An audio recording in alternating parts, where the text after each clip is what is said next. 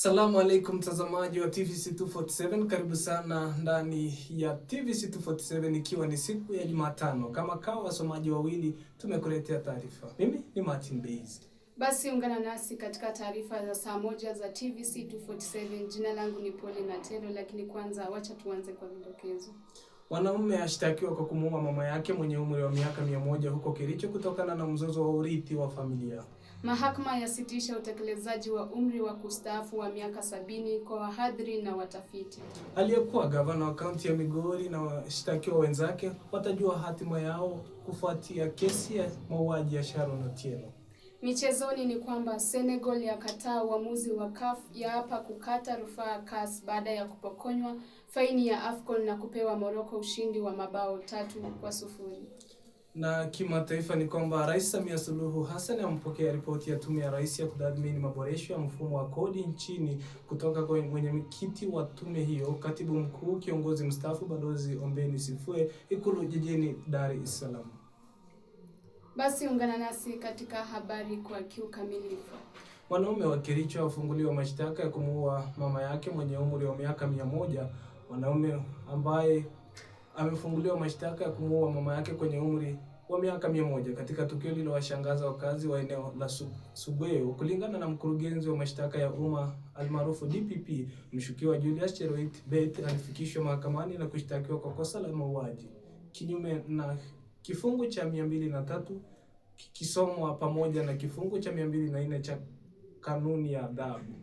Upande wa mashtaka unadai kuwa Bet alimuua mama yake Grace Chelagat tarehe 7 Machi 2026 katika eneo la Kiptere, Sigowet. Kwa mujibu wa maelezo ya mahakama, serikali kupitia kwa mwendeshaji wa mashtaka David Fedha ilieleza mahakama kuwa mshtakiwa alitumia gari kumgonga mama yake mzee na kusababisha kifo chake.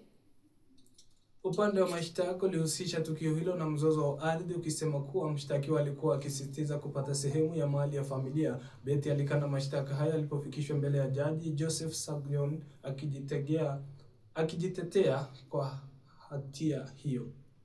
Mahakama ilikataa kumpa dhamana baada ya upande wa mashtaka kupinga kuachiliwa kwake, ikitaja uzito wa kosa hilo na mazingira ya tukio. Kesi hiyo itatajwa tena tarehe 12 Mei 2026 kwa maelekezo ya awali kabla ya kusikilizwa, huku uchunguzi na maandalizi ya kesi yakiendelea.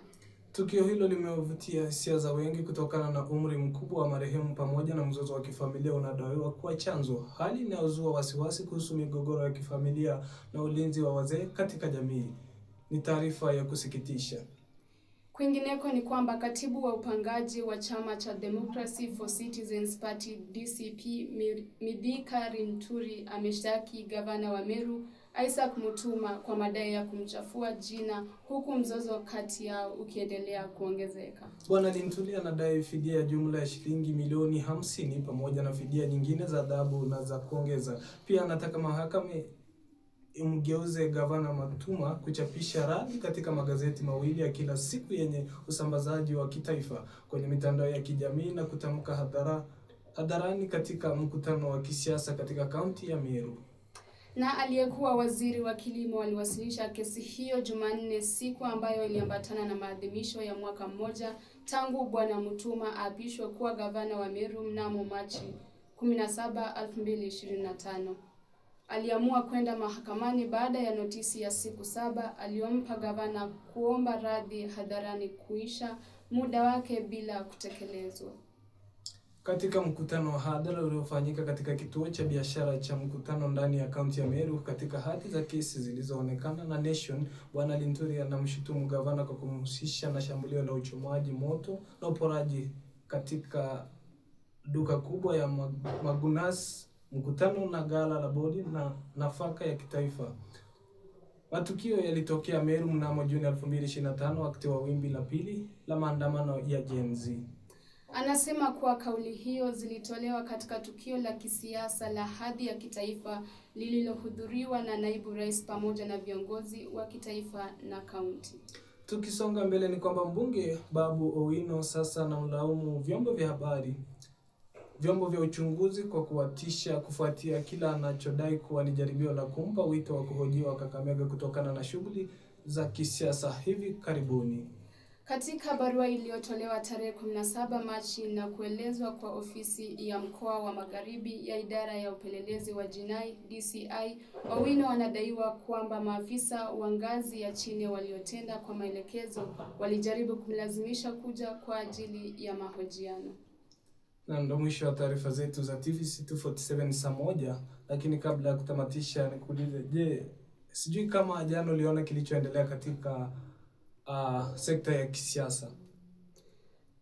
Niliona kwamba baadhi ya wanasiasa akiwemo rais wa Kenya waliweza kuwa na matusi kati yao. Walirushiana cheche za matusi sana sana. Walikuwa wametembelea baadhi ya sehemu mbalimbali za taifa. Sijui kama unajua anayewania urais Fred Matiang'i alikuwa Narok jana huko Rungu ya Moi, kama hujawahi fika huko. Labda unipeleke.